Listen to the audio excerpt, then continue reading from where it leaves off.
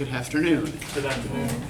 So, the reason I wanted to play something that was not from Dante's own period today, usually the audio clips I play, right, are in some way relevant to the period or the context of the work, right? But I went with something more contemporary today, in part because I don't get a lot of chances to play progressive thrash metal in class, and also because Dante has had an enormous impact on popular culture generally, right? If we look at sort of the history of the description of various parts of the afterlife, particularly the nasty parts of the afterlife, the Bible itself is actually fairly silent on this point. There are arguably some mentions of hell in the book of Revelation, but who the hell knows what that's about? By and large, our picture of what hell in particular is supposed to look like comes from Dante, right? The idea that hell is sort of a series of layers, some fiery, some icy, that are separated by great chasms and rivers, right? That it's underground, that it's in a lot of ways a continuation of the Greco-Roman underworld.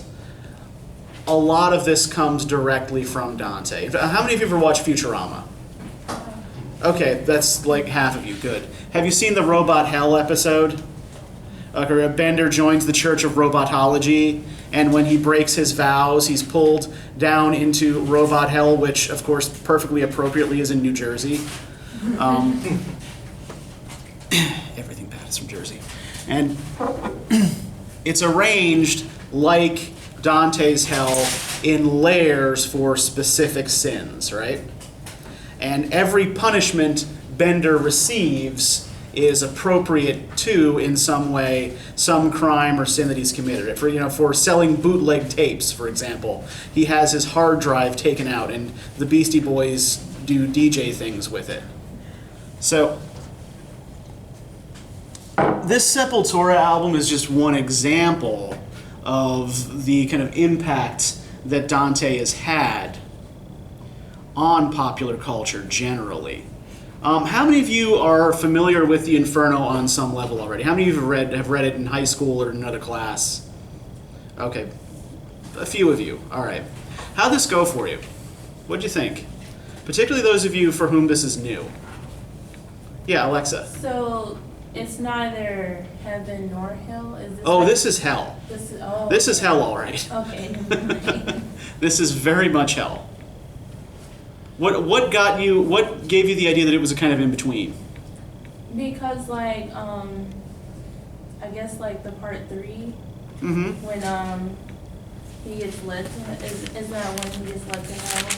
Yeah, okay, that actually is a weird sort of in between spot. If we look at Canto 3,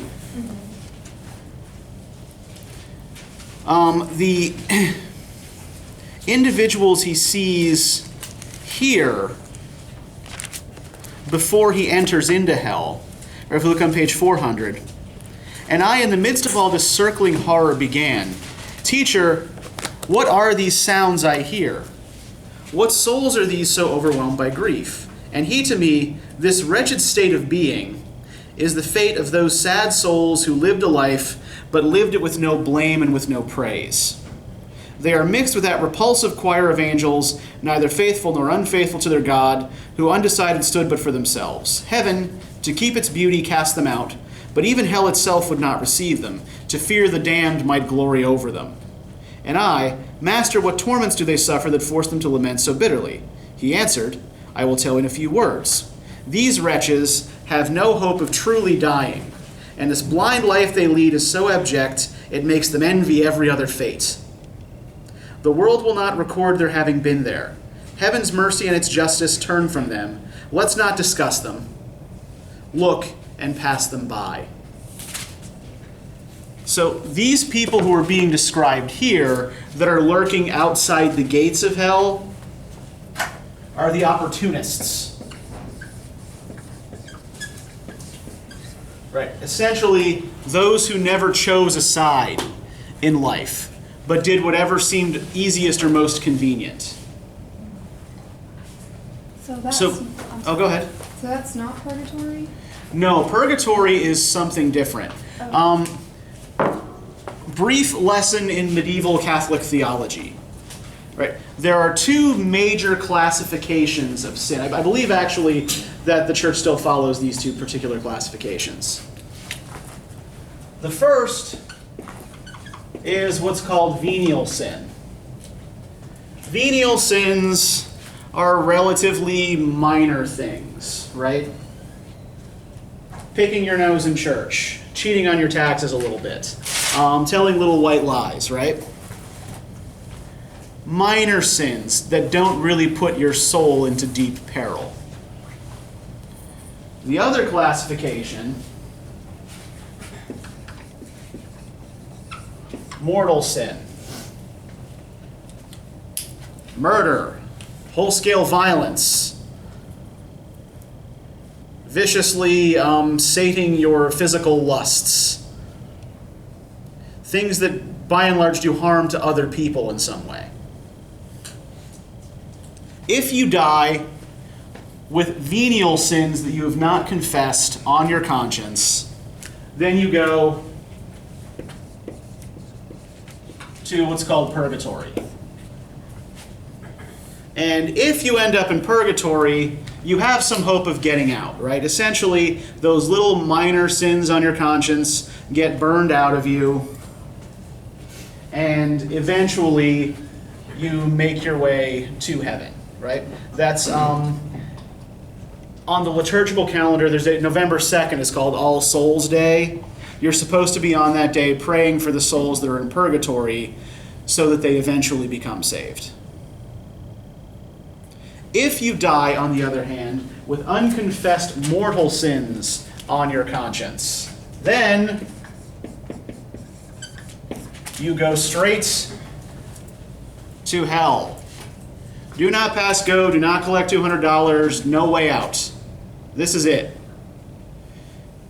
You have no hope of getting out of hell. Once you are there, you are there. So all of the souls that Dante meets as he wanders through the various layers of hell here are irrevocably damned. There is nothing that can be done for them. And Virgil, his guide, is trying to cultivate in Dante a particular attitude towards these spirits as well, right? You may not get a good sense of this from the excerpt that you looked at, but in a lot of the early cantos, Dante shows some level of sympathy or pity for a number of the souls in hell. As we get down lower, there's actually a good example of this if we look at, I think, at the next to last canto that you looked at.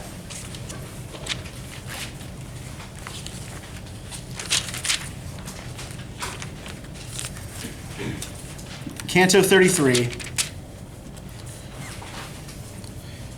right, page 506, he meets the soul of this Friar Alberigo, right? This guy, this head that's frozen in ice. And one of the wretches with the frozen crust, or his eyes are crusted over with ice, screamed out at us, "O wicked soul, so wicked that you have been assigned the ultimate post, break off these hard veils covering my eyes, and give relief from the pain that swells my heart, at least until the new tears freeze again." I answered him, if that is what you want, tell me your name, and if I do not help you, may I be forced to drop beneath this ice. So the guy tells him, and then, when Dante finds out who he is, he walks on and refuses to help him, right? Now this seems to us callous and cruel, right? You see, a head frozen in ice. You want to relieve its suffering a little bit, right? You poor frozen head. But because this guy is in the very deepest levels of hell for having committed a particularly terrible mortal sin, right? Those who are frozen in the lake are traitors, the worst kind of frauds. according to the logic of the poem, Dante's action is perfectly correct. You are not supposed to feel sorrow or pity or sympathy for these sinners. This is not applied 100% evenly, but by and large, an attitude of cruelty towards them is kind of encouraged. We see various points where Virgil praises Dante for not being nice to the damned souls in hell. Right? You're not supposed to pity them. You're not supposed to feel bad for them. It's their fault they're down here. Now, these opportunists that are still sort of waiting outside of hell, it's kind of interesting. Yeah, they have no hope of salvation. They're not in purgatory, but they're not in hell either, right? They're stuck between life and death because they never really lived. Right? In order to live, according to Dante's logic, you have to choose a side, good or bad. And because they never chose a side, they're just stuck in the vestibule outside of hell, following that silly little flag that they chase and getting stung by wasps. So their punishment really is that they can't truly die.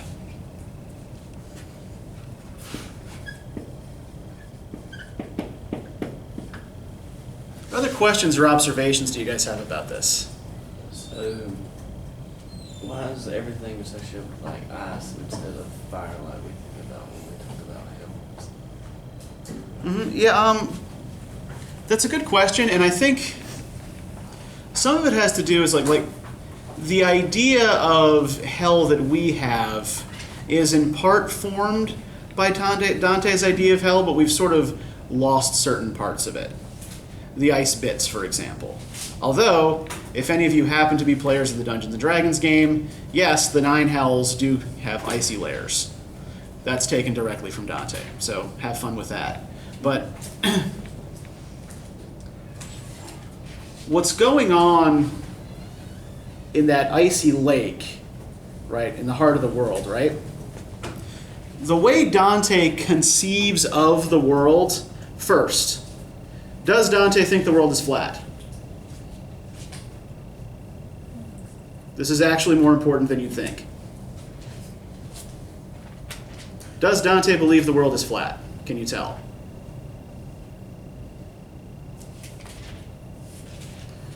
Okay. Not if there's a sinner, right? What's that? Not if there's a Yeah, sinner. if there's a center in the earth, and Satan is right at the center of the earth, then the world cannot be flat, right? So this is just another reminder that the whole Columbus discovered that the earth was round thing is total bullshit, right? We always knew the world was round. So yeah, we have a round earth that is hollow. Now, we know that at the center of the earth is a whole lot of extremely hot melted rock, right? Dante didn't know that. So Dante imagines sort of the center of the northern hemisphere where he lives as Jerusalem.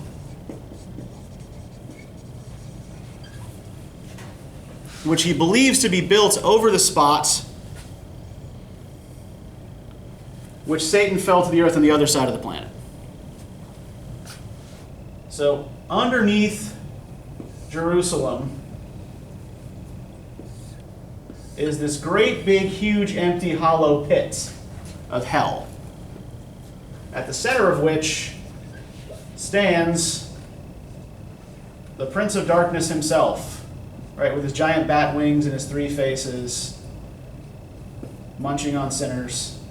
And then they climb directly down Satan's hairy ass to the other side of the earth. Yes, that is what they do. So,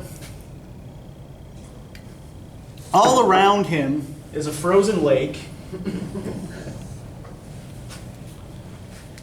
that is created by Satan's spittle as he munches on the 3 second worst sinners in hell, and by his tears as he cries over his own fate. Because Satan is not the king in hell, he's a fellow sufferer. He's one of the damned as well. Right? For rebelling against God, he's trapped in the center of the earth for all time. That's the idea here. So his tears, his spit create this lake, and the flapping of his gigantic wings freezes that lake over.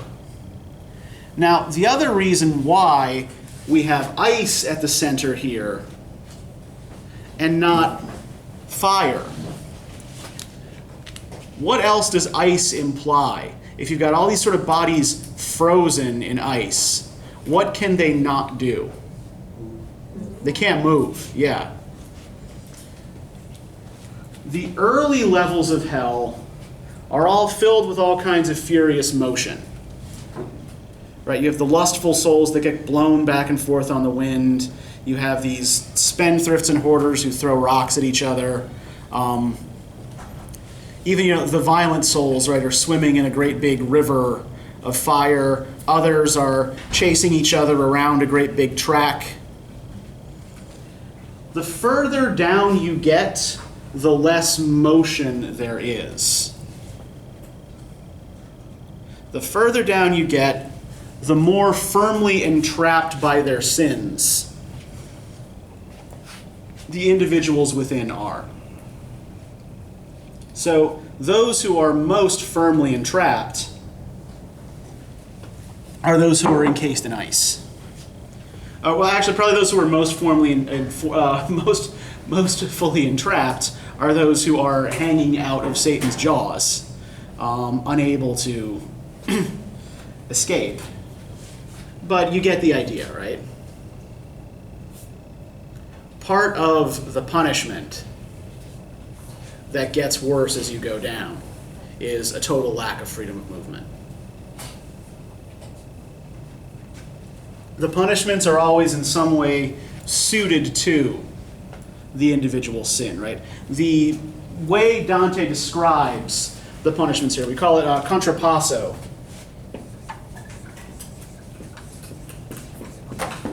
Which in Italian means suffer the opposite.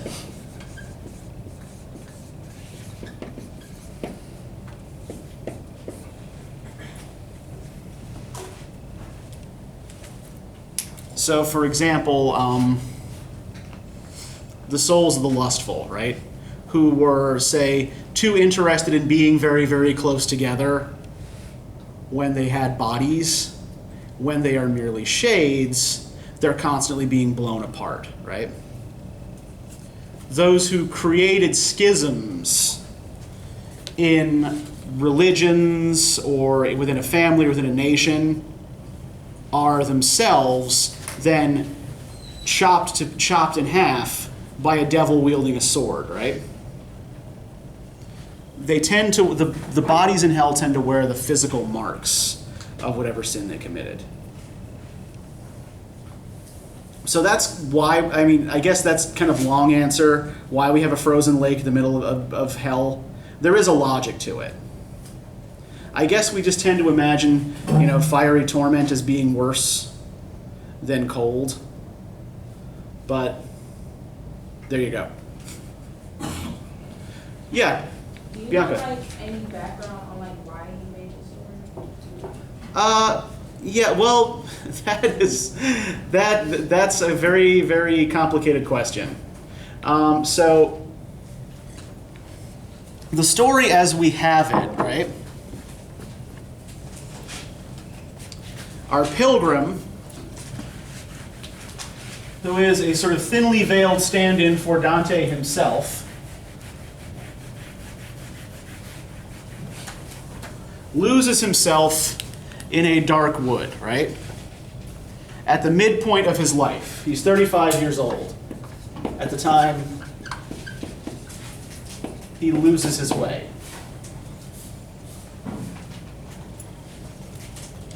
Now, he gives a specific date for the poem, right? The date for the poem is Easter weekend in the year 1300. though he's writing the poem about 15, 20 years after that. So all of the events that, say, the dead in various parts of hell foresee, how is it they're able to foresee them? Because it already happened, right? Now, Dante is in exile at the time that he writes this poem from his home city of Florence.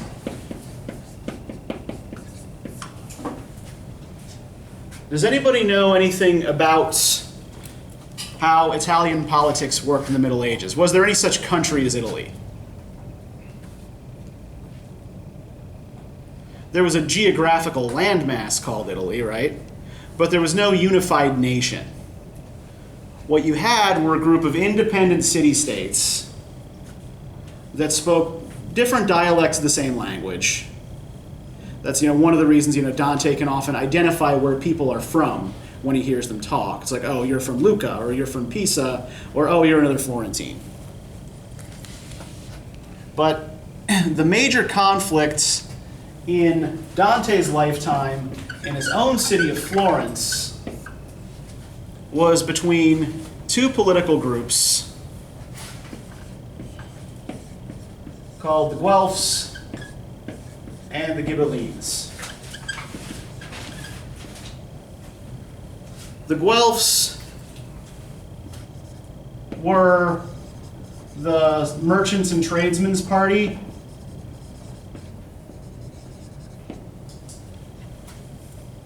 who favored political independence for Florence, right? They didn't really want to join it to other existing political bodies. The Ghibellines were the aristocratic party, and they wanted to join Florence to the Holy Roman Empire. Now, this was a particularly violent political squabble that for much of the latter half of the 13th century was defined by street fighting and sometimes all-out war. The Ghibellines are expelled from Florence around the year 1280 and never come back. And then the Guelphs, Dante's own party, split into two factions. The Black Guelphs, who want a closer alliance with the Pope, and the White Guelphs, who sort of want to maintain a purely independent Florence. Dante is a member of the White Guelphs party. He ends up on the losing side of the dispute. He's accused of political corruption while he's away on a diplomatic mission, conveniently, and is exiled. He's never permitted to come back to Florence. So he's writing this poem about a journey through the three major parts of the afterlife, while he himself is in political exile from his home country, from his home city, right? He's wandering about the courts of different patrons, essentially getting them to put him up, writing, poems in praise of their spectacularly plain spouses while he works on his great masterwork. And while this does impose like a real kind of cosmic harmony on the universe and on sort of his picture of the picture of the afterlife, it is also in a lot of ways quite critical of the church. So Dante is both a very devout Catholic and a critic of the church and of the Pope, right? We see this particularly, there's that canto in which the various popes and other high churchmen are being stuffed into these sort of pockets in the earth while their feet are being burned. Right? What those people did was sell the offices of the church for money, right? They sold, bishoprics and sacraments for money. And so, in death, they themselves get stuffed into a pouch as they were stuffing money into their own purses. in life. So yeah, as far as reasons for writing, I mean, that's at least background for writing the poem, right? But I think there's another factor at work here. There's another pattern that it might behoove us to look at here, right? Who's not, I just answered my own question. Who's Dante's guide through all this? Yes, the poet Virgil, right? And what, if anything, do we know about Virgil? Eternal Rome. Yeah, Virgil was the official poet of Augustan Rome, right?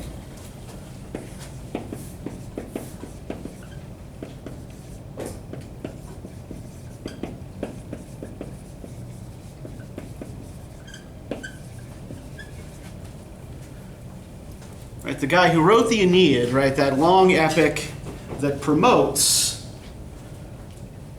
those Roman values of piety, duty, respect for authority, right? Obedience to the gods and to the king.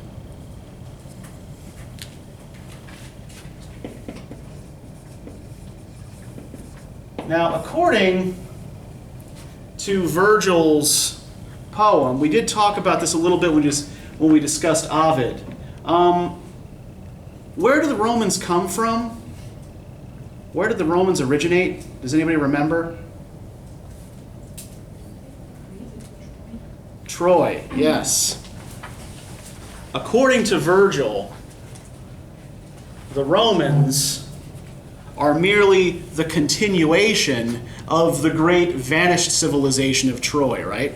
A bunch of Trojan heroes pull up on the shores of Italy and join with the native population to form a new nation, right? So the Aeneid is not just about Roman values, but is also about an invented tradition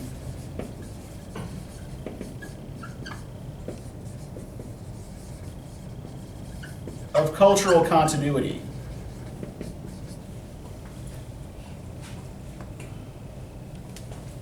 Dante is doing a very, very similar thing in the Inferno. Right? Did you notice, for example, a striking number of references to figures from Greek and Roman mythology? Yeah, there are a lot of them down here. A lot of monsters and heroes, right? From Greek and Roman myth. The very fact that the underworld is a physical place inside the earth that you can conceivably visit is carried over from the Greeks and Romans. And let's look at this funny little passage in Canto 4, right on page 404.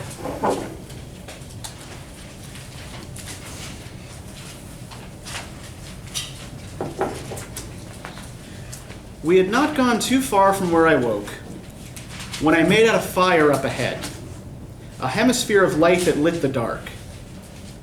We were still at some distance from that place, but close enough for me to vaguely see that honorable souls possessed that spot. O glory of the sciences and arts! Who are these souls enjoying special honor, dwelling apart from all the others here? And he to me, the honored name they bear that still resounds above in your own world, wins heaven's favor for them in this place. And as he spoke, I heard a voice announce, "Now let us honor our illustrious poet. His shade that left is now returned to us." And when the voice was silent and all was quiet, I saw 4 mighty shades approaching us, their faces showing neither joy nor sorrow. Then my good master started to explain. "Observe the one who comes with sword in hand, leading the 3 as if he were their master. It is the shade of Homer, sovereign poet, and coming second, Horace the satirist. Ovid is the 3rd, and last comes Lucan. Since they all share one name with me, the name you heard resounding in that single voice, they honor me and do well doing so." So, Horace, Homer, Virgil, Ovid, Lucan, the 5 greatest poets of the classical world, according to the estimation of a medieval scholar, right? We don't really read, say, Lucan all that much anymore. But believe me, in the early 14th century, Lucan was hot shit. So I saw gathered there the noble school of the master singer of sublimest verse, who soars above all others like the eagle. And after they had talked a while together, they turned and with a gesture welcomed me, and at that sign I saw my master smile. Greater honor still they deigned to grant me. They welcomed me as one of their own group, so that I numbered sixth among such minds. So, here are the 5 great poets of classical antiquity, and what have they just done for one Dante Alighieri, Florentine exile? They accepted him into their inner group. Yeah. Welcome to the Great Poets Club, right? Now, this probably seems to us incredibly egotistical, yes? Dante must think no small bit of himself, and that is probably true. But there is something else at work here as well. Why might they be inviting a poet who chooses Virgil as his guide, who models his concept of the afterlife on the Greco-Roman underworld, as part of their club?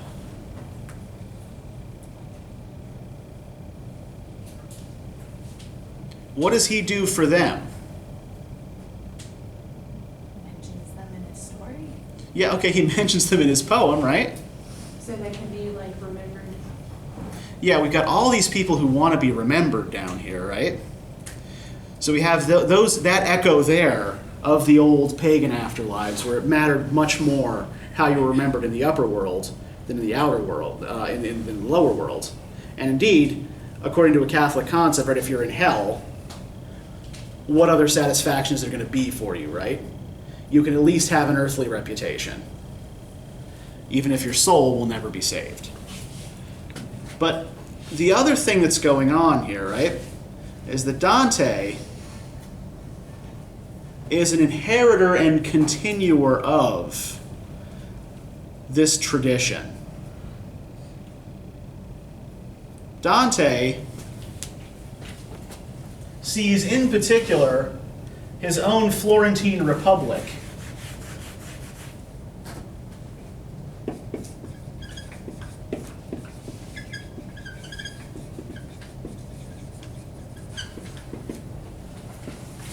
as the inheritors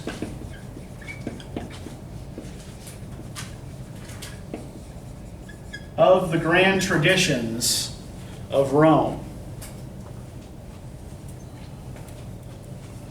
And we can see a number of things he does here that indicate his high regard for the Romans and for the idea of Troy as well, right? Amongst all these other great souls in this lair of hell where no one is punished, right? Page 405, there was Electra standing with a group, among whom I saw Hector and Aeneas, and Caesar, falcon-eyed and fully armed. I saw Camilla and Penthesilea. Across the way I saw the Latian king with Lavinia, his daughter, by his side. These are all figures either from the Aeneid, the group. They're members of the group that Aeneas' men joined with, or they're allies of the Trojans or Trojans themselves from the Iliad, the myth of the Trojan War. Now, who else do we see planted in the middle of all this, though? One of these things is not quite like the others. There was Electra standing with a group, among whom I saw Hector and Aeneas, and Caesar, falcon-eyed and fully armed.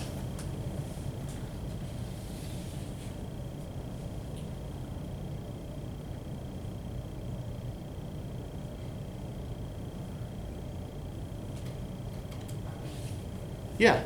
Why would Caesar be falcon-eyed and fully armed, though? Well, because he was a great war leader, right? Understandable, yeah. But the reason why I was saying that, it just doesn't mention anything else about the other characters. Yeah, Caesar gets a stronger descriptor than the others here, right? Mm-hmm. Caesar, by Dante's logic, is the descendant of these great Roman heroes. Or great Trojan heroes, sorry. This all gets a little confusing, right? For me as well. So Caesar is in the tradition of heroes like Hector and Aeneas, as far as Dante is concerned. If we look at the very last canto, as they prepare to climb down Satan's hairy ass to the other side of the earth, who do they see hanging out of his three mouths? Cassius, Brutus, and Judas. Yep, Cassius, Brutus, and Judas. So the betrayer of Jesus and the two leaders of the conspiracy against Caesar, right? The conspirators against Caesar, in Dante's mind, are almost as bad as the conspirator against Christ. Right? This shows us just how high a regard he holds for the Roman Empire and for the great figures of Roman history. If we look at Canto, is it 20? Where the hell is it, right? Canto 26.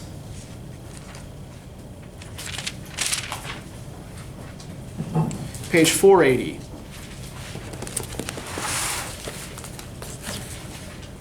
"Oh, master," I replied, "from what you say, I know now I was right. I had guessed already it might be so, and I was about to ask you, who's in that flame with its tip split in two, like that one which sprang up from the pyre where Eteocles was placed beside his brother?" He said, "Within, Ulysses and Diomed are suffering in anger with each other. Just vengeance makes them march together now, and they lament inside one flame the ambush of the horse, become the gateway that allowed the Romans' noble seed to issue forth. Therein they mourn the trick that caused the grief of Deidamia, who still weeps for Achilles, and there they pay for the Palladium." So who's Ulysses?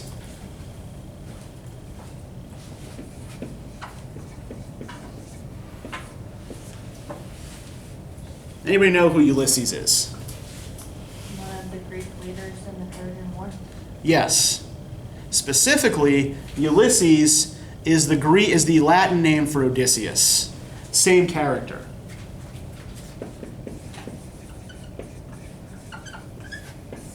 So note that various heroes from the Trojan side in the Trojan War, Hector and Aeneas, for example, are in that lair where nobody's really punished.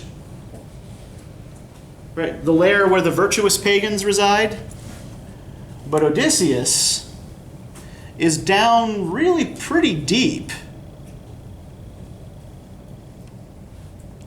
Why is Odysseus in hell? Well, let me put it this way. Why is he so far down in hell? Why is he in the part of hell where people actually get punished when other ancient heroes are not?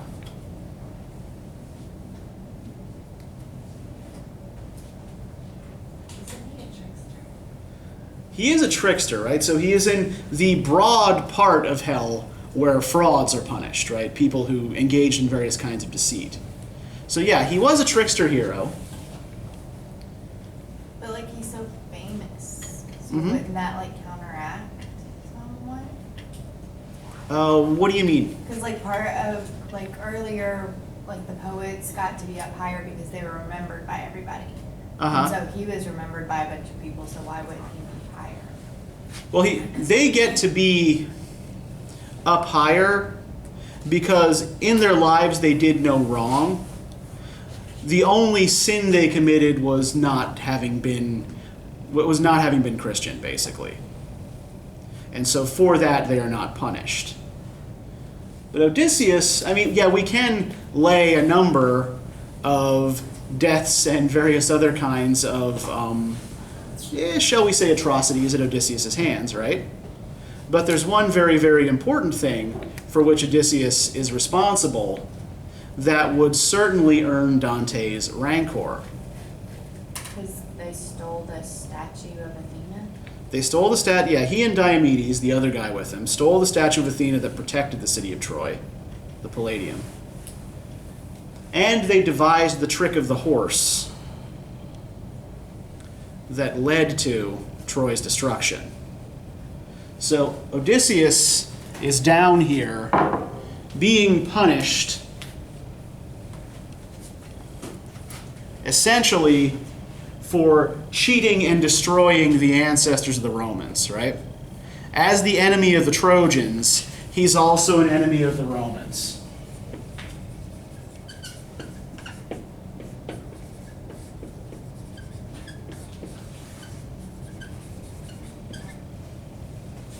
And we also learn something about the way medieval Europeans imagined the world from Odysseus' account of his death on page 481.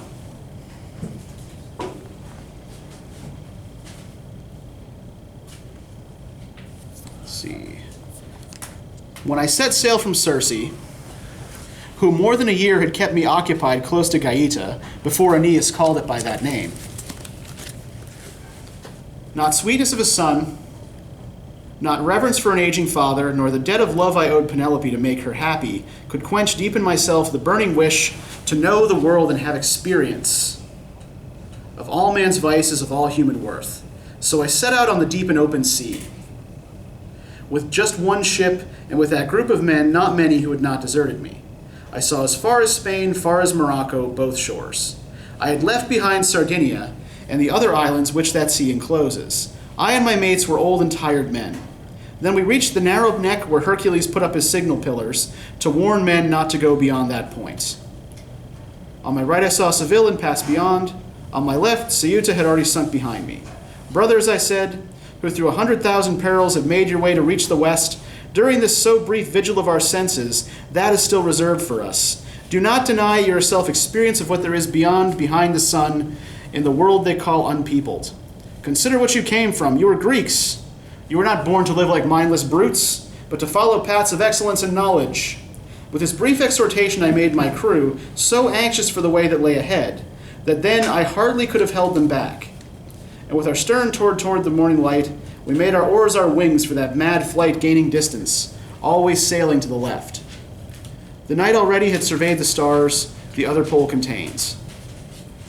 It saw ours so low, it did not show above the ocean floor.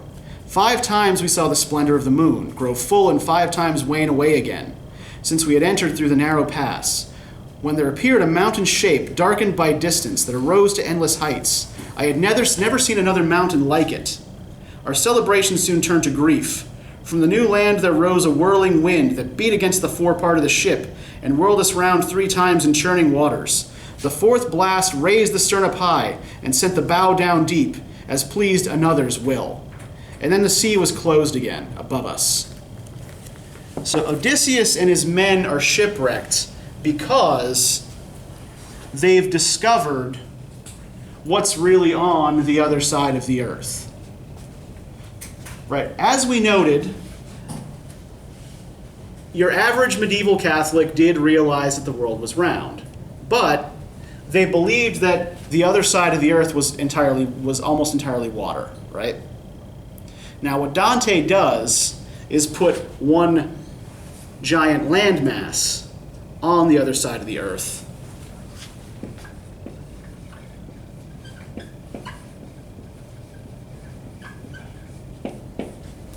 Purgatory.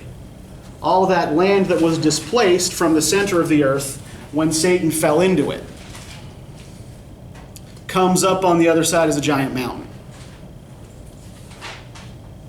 So while hell is shaped like a funnel that the damned souls go down and down and down and around, Purgatory is a mountain that you climb up successive levels in order to get eventually to paradise, which is sort of, depicted by Dante as being like a sort of giant rose in the sky. It's folded up like petals of a rose. It's really kind of hard to explain. So I'm not going to.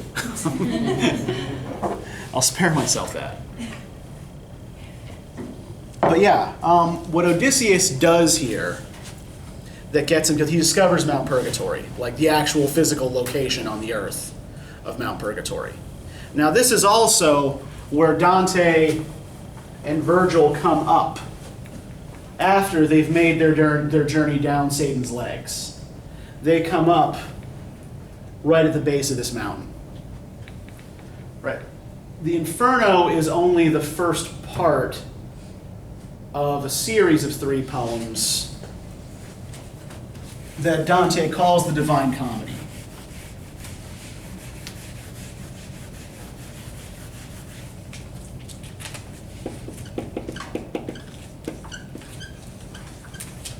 And each part of the medieval Catholic afterlife is covered.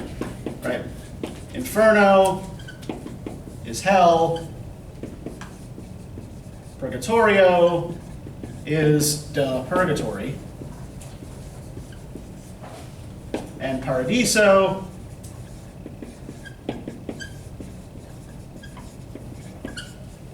paradise. So Virgil, who represents the power of human reason, is able to guide Dante through hell and through purgatory. But because he is still technically one of the damned, he is not permitted to go to paradise. So Dante's bizarre courtly love interest, a woman by the name of Beatrice, her spirit guides him then through paradise, picks him up there. Now, all of this takes place, as I said, over a 3-day period, right? Easter weekend of 1300. 3 levels of the afterlife. Each of these poems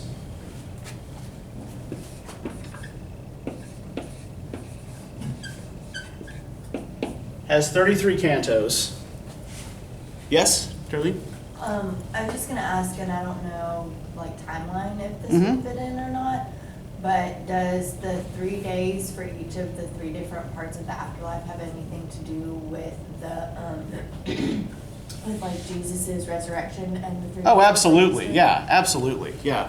Dante goes down into hell on Good Friday, and he reaches the pinnacle of paradise at the end of Easter Sunday. So yeah, that's absolutely relevant. In fact, we have various figures in the Inferno referencing that it's the anniversary of an event that had happened 1,300 years ago, where hell was shaken and some bridges collapsed, and there were chasms created, and all of the Jewish patriarchs were taken up out of limbo into heaven. So yeah, that event is directly referenced in the body of the poem. So 33 cantos per poem. Now I say 33 cantos per poem. The Inferno arguably has 34, but Canto 1 is actually meant to be an introduction to the whole Divine Comedy, right? When he gets lost in the dark wood. So that doesn't actually count towards the total. We also have, the way the Inferno is mapped out, 3 major classifications of sin, right? These 3 beasts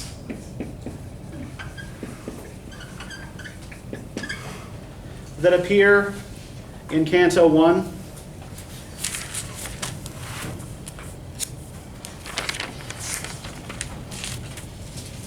All right, page 393.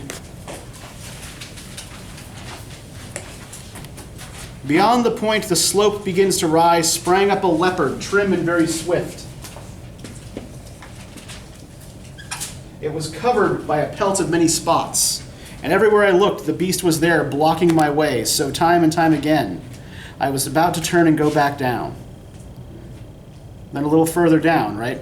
The gaudy beast, wild in its spotted pelts, but then good hope gave way and fear returned when the figure of a lion loomed up before me. And he was coming straight toward me, it seemed, with head raised high and furious with hunger. The air around him seemed to fear his presence. And now a she-wolf came that in her leanness seemed racked with every kind of greediness. How many people she has brought to grief. Each of these animals represents one major classification of sins, right? The leopard, the sins of fraud that are punished at the very lowest levels. The lion, the sins of violence that are punished around the middle. And the she-wolf,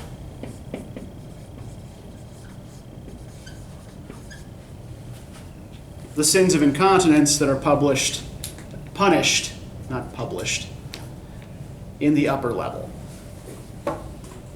And by incontinence here, I don't mean being unable to control your bladder or bowels. I mean being unable to control your impulses, right?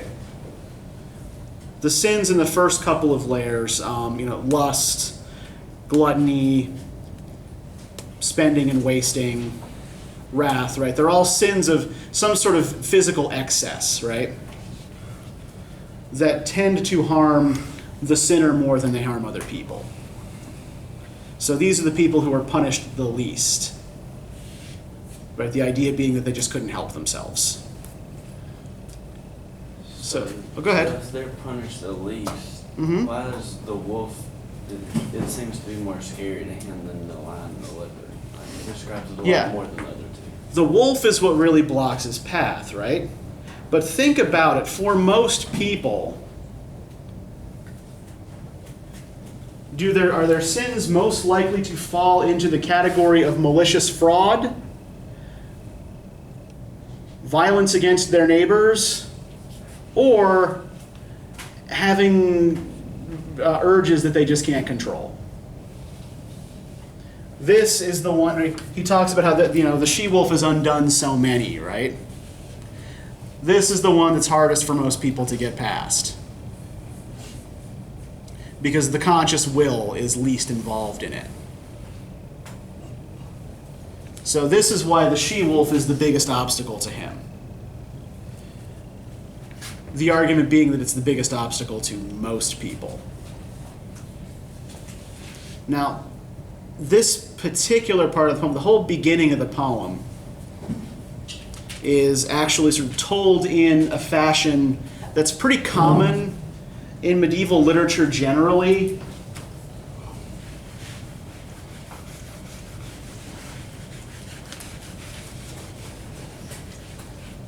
Does anybody know what an allegory is?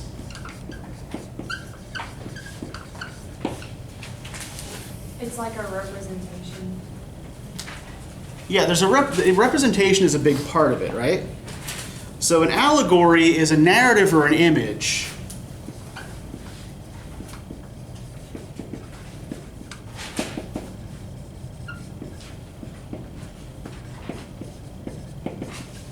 with a literal and a directly symbolic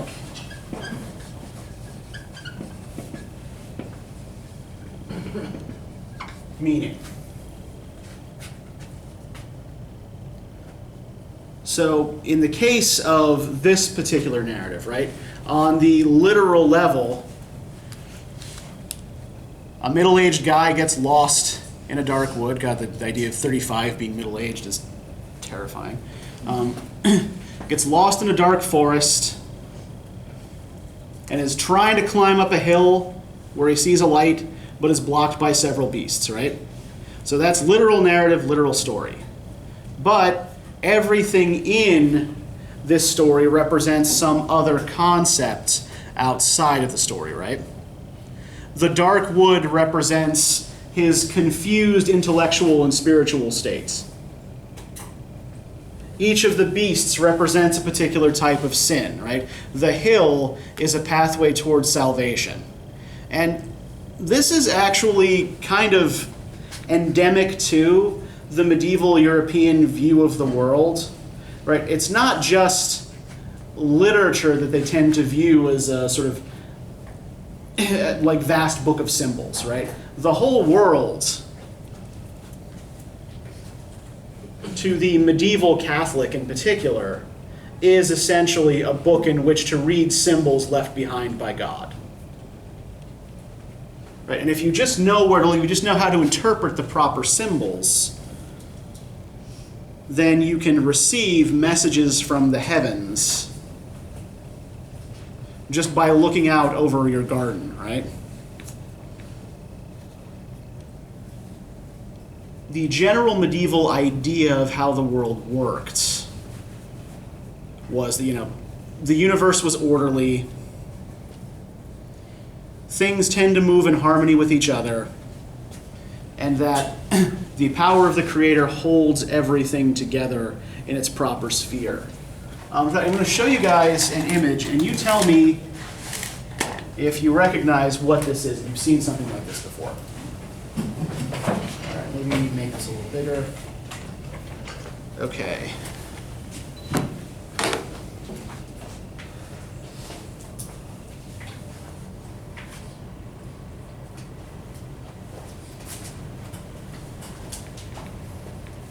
Could somebody get the blinds back there? Thank you, Bianca. Thanks, Daniel. Okay, so do any of you recognize, do any of you know what this is? What have we got in the center here? Pardon? Well, it's not a solar map, actually. This is a map Of the universe. of the universe, yes. Exactly. This is the universe, but it's the universe as people imagined it looked. Essentially pre-Galileo, right? We have the Earth here at the center, and the Moon, Mercury, Venus, Sun, Mars, Jupiter, Saturn. Why is Saturn the furthest planet out? That's as far as that we can see. Yeah, you can't see the other three planets in the solar system with the naked eye. Saturn is the furthest one you can see with the naked eye. So that was the last one they knew was out there.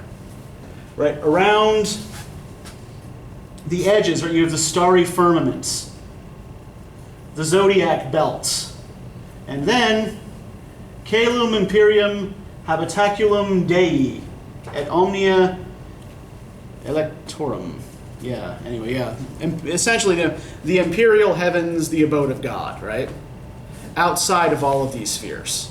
So not only did medieval thinkers believe that everything revolved around the earth, and if you're just standing, outside looking up into the sky, it looks like everything revolves around you, right? You don't know any better. Each of these planets moves in a crystalline sphere, in a preset orbit around the Earth. And as they all move in harmony, if it's very, very quiet and you have excellent hearing, right, they produce a harmonious note called the music of the spheres. Right, so everything in the universe was believed to be perfectly ordered, perfectly organized, moving always just as planned. This is by and large a chaos-free idea of creation. Ovid would not approve.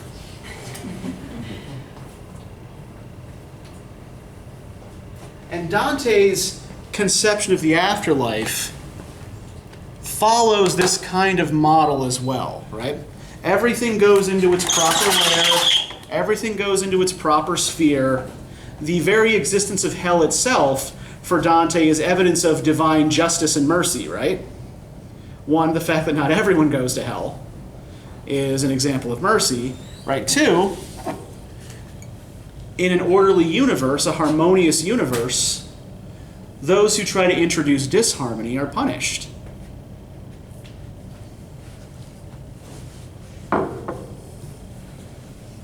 So what other questions do you guys have about this?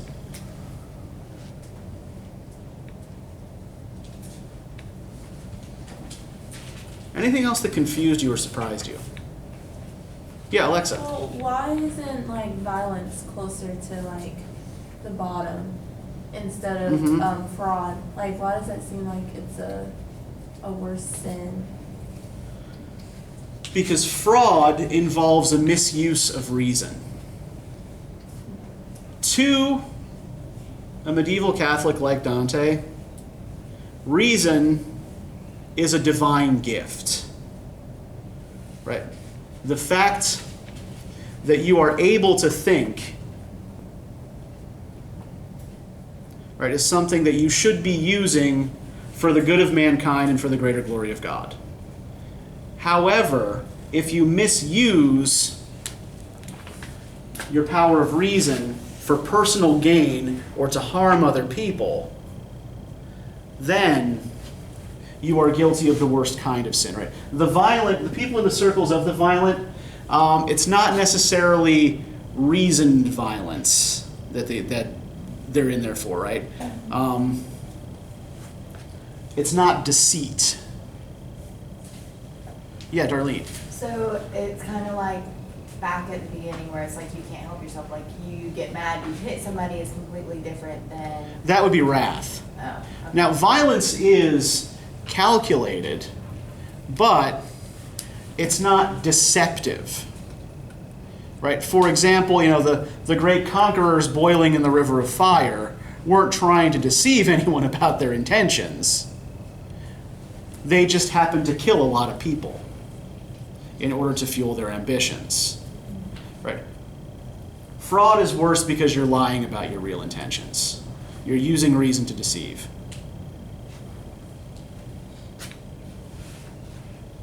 Other questions? Anything else that confused you or surprised you? Is there any significance in the reasoning when Virgil, when Dante kept calling Virgil master over and over again? It's because he does indeed regard Virgil as a kind of mentor. He calls him master because Virgil is the guy he regards as having taught him his craft, right?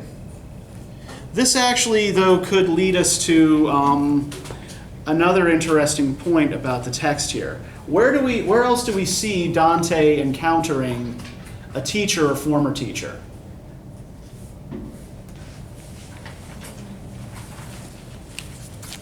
Now, he's never been directly taught by Virgil, right? Because, Virgil was long dead. In Canto 15? Yeah, Canto 15, right? This encounter with Brunetto Latini.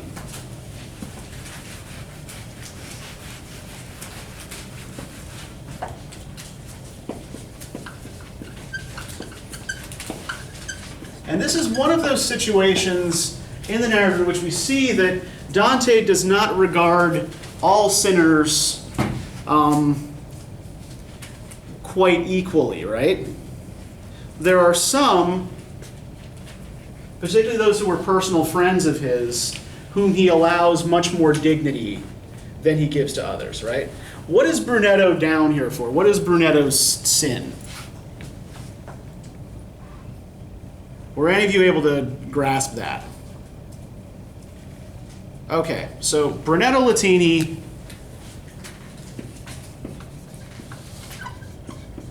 is among the sodomites, right? So he was a homosexual.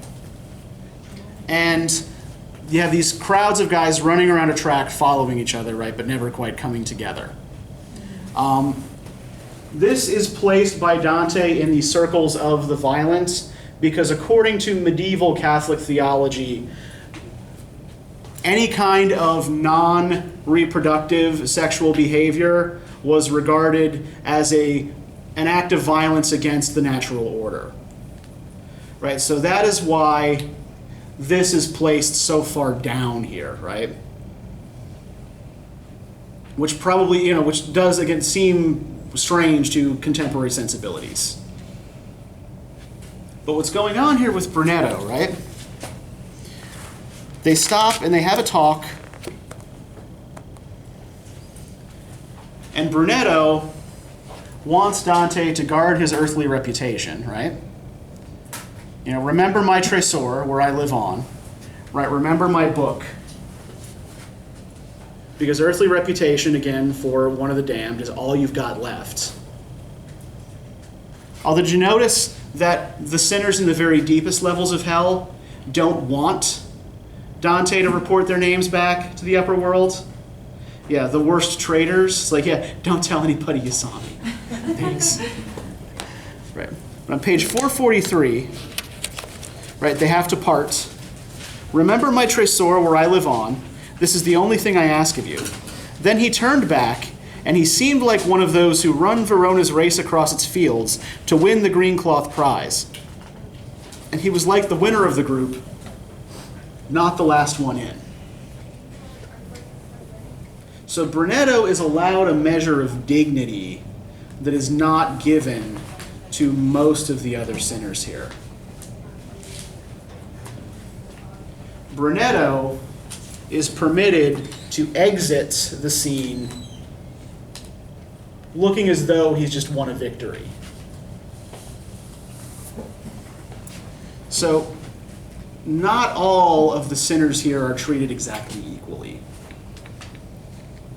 Some of the damned, Dante does lavish some of his pity on. And this isn't even necessarily a pitying response, right? This is, Brunetto was a great guy. So there seems, in some places, I don't know, even a little bit of criticism of what Dante would have regarded as the divine order in his time, right? That there are certain aspects of it that he maybe regards as being unfair. But mostly he just hates the popes. All right, any other questions? Anything else I can clarify or explain for you guys? I have a question. Mm-hmm. All the other characters seem to have like a punishment that was appropriate for them, Mm-hmm. but the people who, in Dante's eyes, were the worst, Brutus, Cassius, and Judas, Uh-huh. why were they being chopped? Why is that significant? The chomping, yeah. Like, what does that have to do with your sin? I think some is like, okay, like, remember that Judas and Brutus and Cassius aren't actually the worst sinners in hell, right? Satan is. So their punishment is to hang forever from the jaws of an even worse sinner than they are, while he weeps and drools and constantly gnaws, right? And the very flesh is taken off of their backs by his teeth. So I think that some of it has to do with the sort of the general lack of freedom of movement that's given to the traitors in particular. But I think, yeah, the idea that, like, okay, so in order you betrayed the best of men and the best of kings, so you will be given over to